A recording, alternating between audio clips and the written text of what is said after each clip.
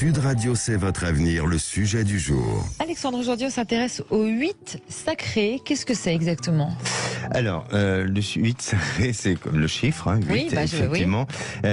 Voilà, exactement. Il est sacré pourquoi? Parce qu'il est symbole d'énergie, de l'infini aussi. Alors, le chiffre 8 est un des nombres les plus sacrés puisqu'il réunit les deux mondes, celui du ciel et de la terre, deux états, le physique et le spirituel, dans une circulaire spirale. Il est aussi couché, on peut le visualiser ou le voir de manière couchée, et à ce moment-là, il devient le symbole de le symbole de l'infini. Ce mouvement représente deux hélices présents dans l'infini de l'espace et notamment dans nos cellules, dans la structure de la molécule de l'ADN. Le 8 sacré, symbole d'équilibre et d'éternité. Alors Pythagore, le considérait. Je croyais que vous alliez me parler de Picasso. Alors je veux dire, dans ses représentations, dans ses tableaux, il devait souvent faire le 8 à l'infini. Oui, exactement. Forcément. Donc Pythagore, là, on est vraiment, on remonte beaucoup plus dans le temps. Considérait que le 8 comme le symbole de l'harmonie.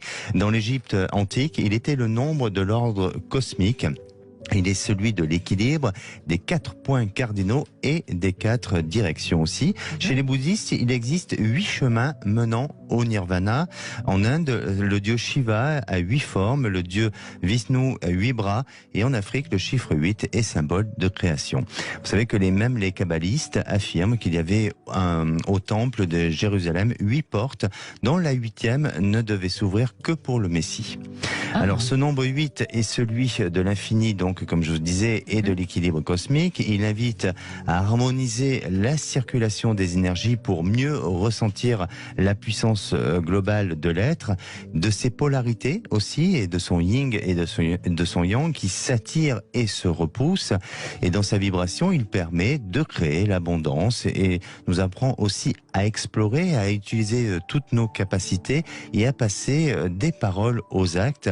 Alors, il nous permet aussi de nous reconnecter à notre nature véritable et à respecter nos valeurs et nos engagements. Alors, il existe beaucoup si vous voulez, de bijoux avec cette forme 8. En effet. Et donc, c'est une symbolique forte. Et si, pour vous, vous n'avez pas ce bijou-là, mais vous pouvez très bien dessiner le 8 ou le tracer et jusqu'à ressentir toutes ces symboliques ou toutes ces forces qui vont résonner en vous, et vous verrez que ça vous donnera la capacité de gagner en énergie. Est-ce que quand on a un projet qui nous tient à cœur, qu'on espère qu'il va se réaliser, est-ce qu'il est bon de, par exemple, dessiner un 8 sur une feuille comme bien ça? sûr. Je vous ai déjà vu le faire, donc c'est pour ça que je vous pose la question. Exactement, oui. Pour tous les projets, c'est valable? Oui, bien sûr, et c'est un petit rituel, comme hier, on parlait des rituels de la magie blanche. Oui. Eh bien, ça fait partie, là, je prends pas mon bain pour avant, mais...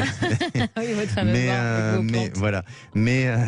Ça fait partie des choses sur lesquelles, oui, vous pouvez très bien penser à ce projet, dessiner le 8 plusieurs fois, jusqu'à ce que vous sentez en vous qu'il y a quelque chose qui est en train de se passer, ou vous savez, tout ça n'est que vibration et énergie. Donc, quand vous sentez le moment que les choses sont